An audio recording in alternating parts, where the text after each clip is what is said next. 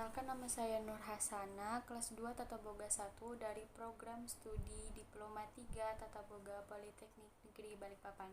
Saya ingin mempresentasikan proposal usaha saya dengan judul Eat Donuts. Cemilan atau makanan ringan saat ini sangat sering dicari oleh masyarakat untuk dikonsumsi. Maka dari itu, saya ingin mengembangkan usaha dari salah satu makanan ringan, yaitu donat. Donat ini banyak diperjualbelikan di pasar, tetapi kebanyakan donat yang diperjualbelikan di pasar menggunakan bahan baku tepung terigu. Oleh karena itu, saya ingin membuka usaha donat dengan bahan dan rasa yang berbeda. Selain tepung terigu dan bahan pokok lainnya, saya menambahkan bahan berupa kentang. Dengan donat kentang ini, saya membuat cita rasa yang sedikit berbeda, yaitu rasa red velvet dengan topping cream cheese. Donat ini tidak menggunakan bahan pengawet dan bisa dikonsumsi oleh berbagai kalangan, anak-anak hingga yang sudah tua. Dengan usaha ini, saya beri nama Eat Donuts.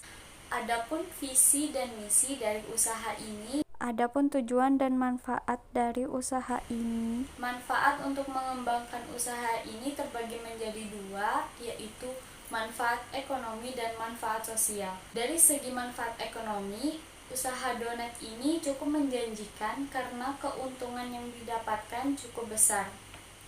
Saya menawarkan dan memberikan kemudahan bagi pelanggan dengan memberikan harga yang murah tetapi dengan produk yang tidak murahan. Dengan kata lain, kualitas produk selalu dijaga dan dijamin kesehatannya.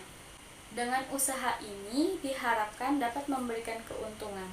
Dari segi manfaat sosial terbagi menjadi dua, yaitu manfaat sosial bagi pemilik dan manfaat sosial bagi masyarakat.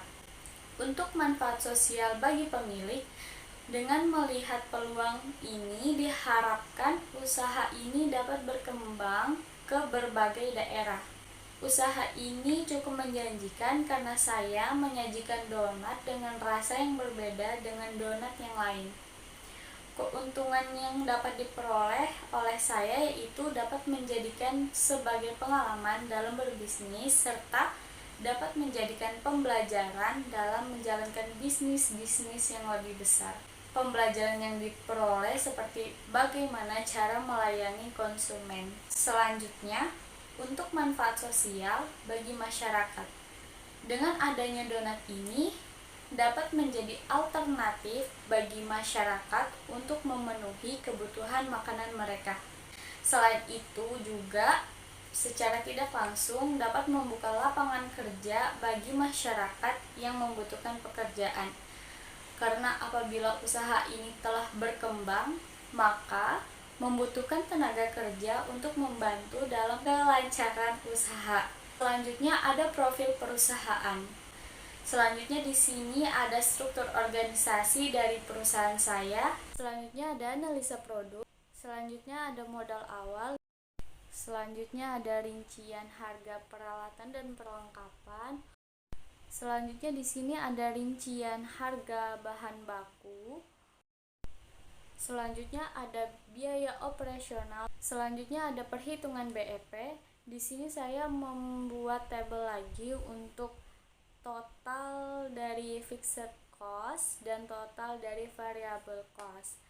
Nah, untuk di sini saya total dari fixed cost yaitu Rp11.805.000 dan total dari variable cost yaitu Rp552.600. Di sini variable cost saya bagi per unit, jadi saya bagi 200 pieces baby bomboloni dan hasilnya Rp2.763. Untuk hitungan BEP dasar unit, rumusnya yaitu fixed cost dibagi harga per unit dikurang variable cost, hasilnya 49.810 pieces. Dan untuk BEP dasar penjualan, rumusnya yaitu fixed cost dibagi 1 dikurang variable cost dibagi harga per unit. Hasilnya yaitu Rp149.430.380. Selanjutnya ada analisis SWOT. Analisis SWOT terbagi menjadi dua faktor, yaitu faktor internal dan faktor eksternal.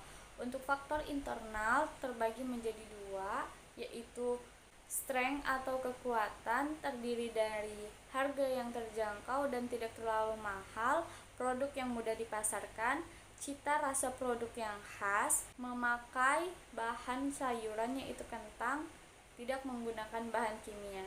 Untuk weakness atau kelemahan, kurangnya karyawan dalam produksi, keuntungan yang kecil.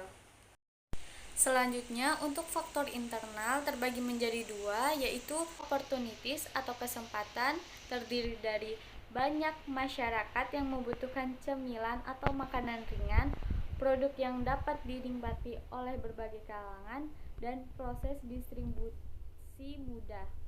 Untuk threats atau ancaman, yang pertama, banyak pesaing, yang kedua, terkadang sebagian konsumen tersebut lebih mementingkan harga yang murah, namun bisa membahayakan kesehatan dari si konsumen tersebut, atau malah lebih memilih produk yang mahal agar gengsi meningkat, namun kita tidak pernah tahu apakah produk tersebut baik atau tidak.